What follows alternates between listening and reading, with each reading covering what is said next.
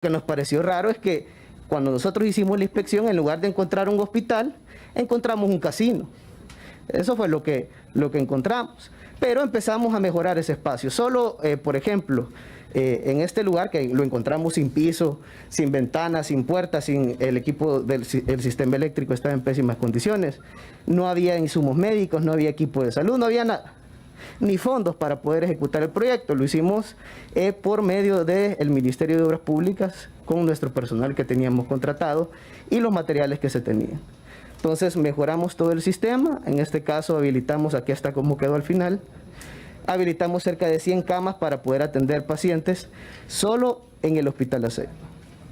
Adicional también se decía que se tenía el Hospital de Seguro Social de San Miguel, donde se invirtieron cerca de 85 millones de dólares y donde hay un litigio donde se puede llegar a costar hasta 160 o 180 millones aproximadamente. Señor ministro, me pide la palabra la doctora Rina Araujo por alusión, porque usted la mostró en una fotografía. Doctora, tiene el uso de la palabra.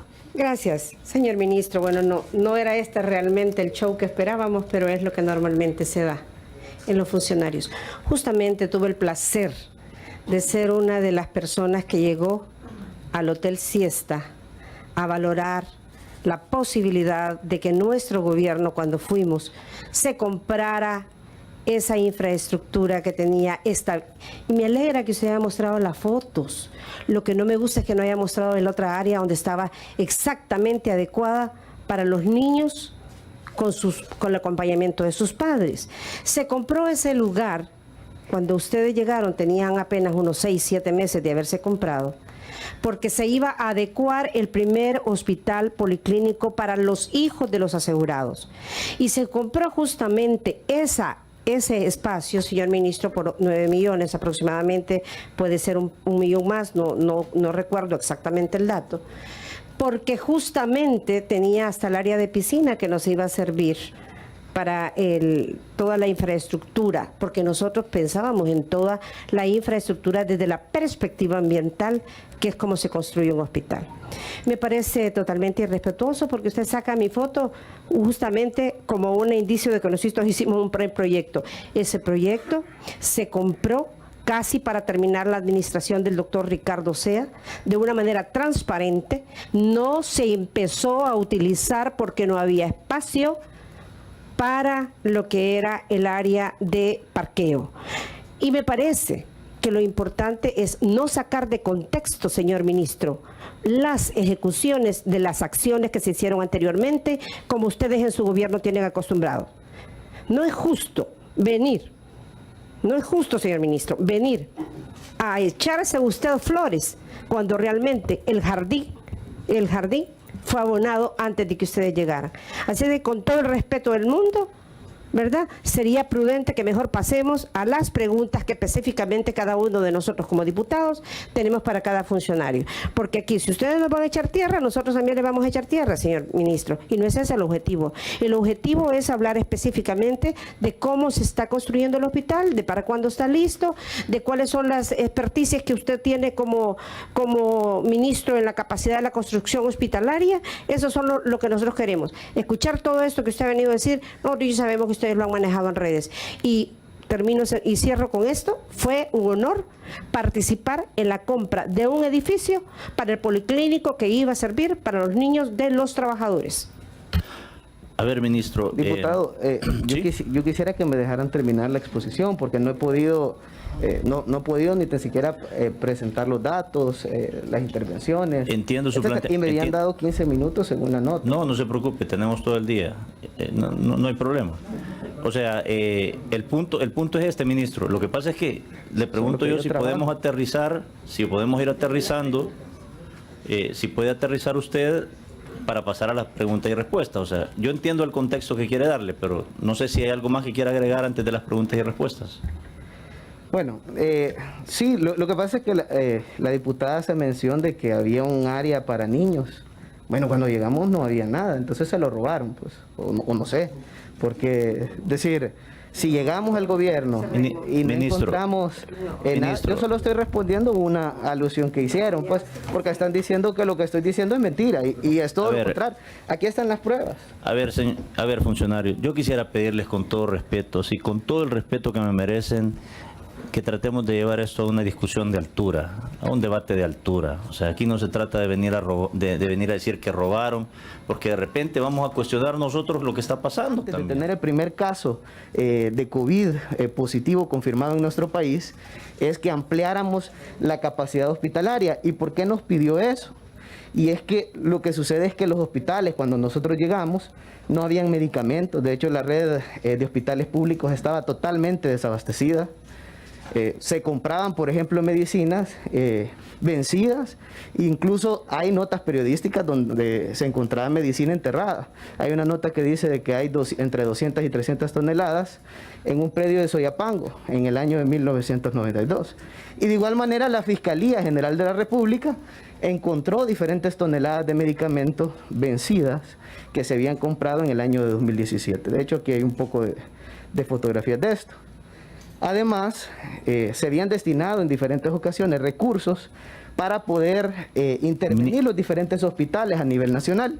Entonces... a ver, ministro, solo entiendo su contexto.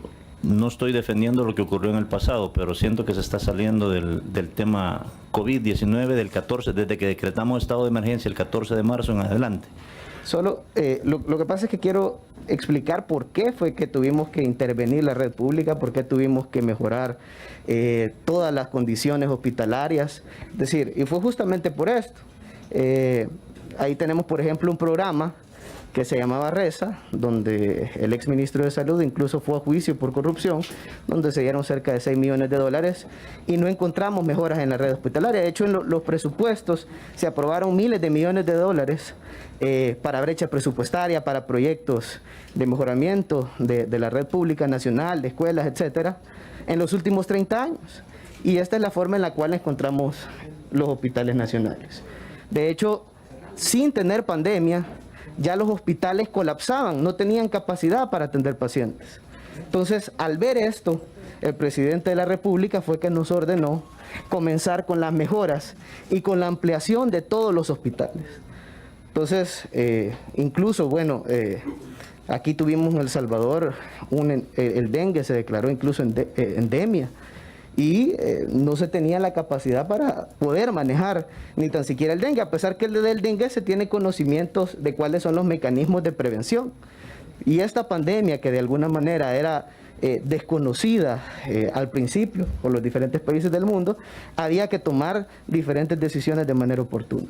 Y fue ahí donde empezamos a ver todo esto, cómo es que estaban los hospitales. De hecho, esta es un área de quirófano, por ejemplo, la que se puede visualizar en la fotografía. Este es el Hospital Rosales y estas otras señor ministro, piden la palabra por el orden, diputado Fabián. Por el orden, por Yo favor. quisiera terminar la intervención. Por el orden, presidente. Sí, señor. No, antes de que esto suceda, yo le pediría, con el respeto que me merece, señor presidente, que usted también le pudiese dar lectura, si no me recuerdo, el artículo 27, un inciso del reglamento, que nos sometamos a lo que venimos. Yo sí se lo pido, señor ministro, con el respeto que siempre me merece, que nos enfoquemos a la razón de ser. Yo no quiero, porque si hablamos del pasado vamos a tener que hablar de tantas cosas. Y cuando uno es funcionario, acepta derechos y obligaciones. Y si el pueblo les dio la oportunidad de ser gobierno es porque tenían que corregir lo malo. Pero, y tienen la obligación de hacerlo, eso así es.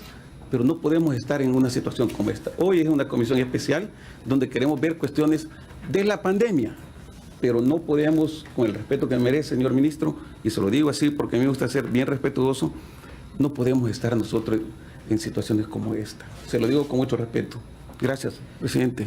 Yo entiendo. Gracias, diputado. Tal vez, ministro, podría ir aterrizando en su planteamiento. 2 minutos más para caer en el tema COVID, por favor. De hecho, esta es parte del tema COVID, porque estas fueron las áreas que nosotros mejoramos. Yo entiendo que esto es lo regular, pues, es decir, esto era lo que era normal, ¿verdad? Irregular es lo que nosotros hicimos, cambiar toda la red de hospitales públicas como hospitales de primer mundo. Pero bueno, el presidente, al ver estas condiciones, él nos dijo: ampliemos y mejoremos la red hospitalaria. Y adicional de eso, también habilitemos diferentes hospitales temporales, que de hecho en esta asamblea se mencionaba de hacer una carpa, que no sabemos todavía cuándo se construyó o qué pasó con eso. Pero bueno, A pesar de eso, nosotros iniciamos junto con el Ministerio de Salud para poder habilitar diferentes hospitales.